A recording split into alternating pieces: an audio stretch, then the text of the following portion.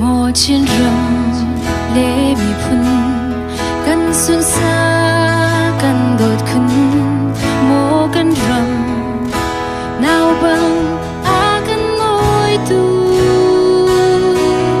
và ra rừng bar tan băng căn lên chi tik a ni nu liang la no căn tila chi mi phun giá lung purin run tăng nga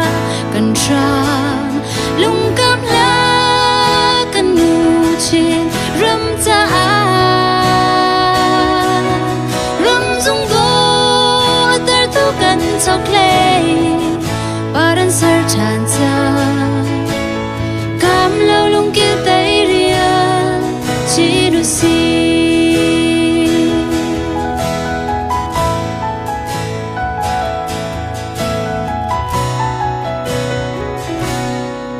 chín mi phun khói chiều băng a căn chân mal tờ tu căn in pa an lên đốt tác a si chín mi phun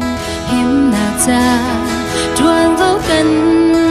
ngày chiều chín sung chuột ngô nào sung khun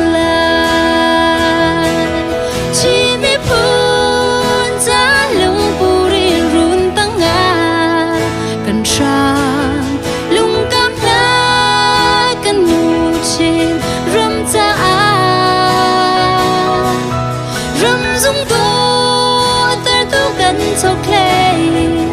baran sar chan cha cam lâu lung kêu tay ria chi nu si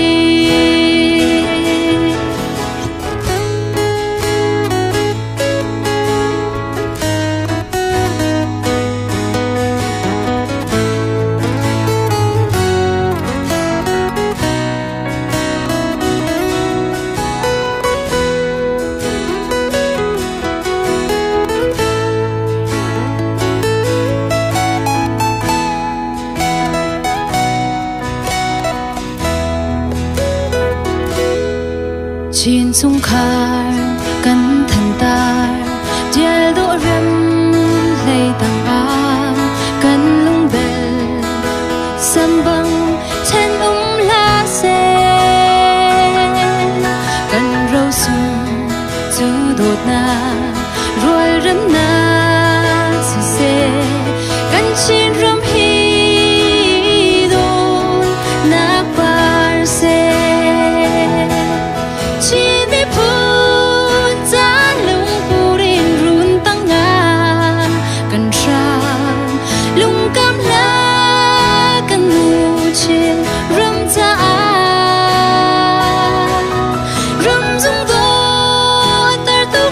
so clay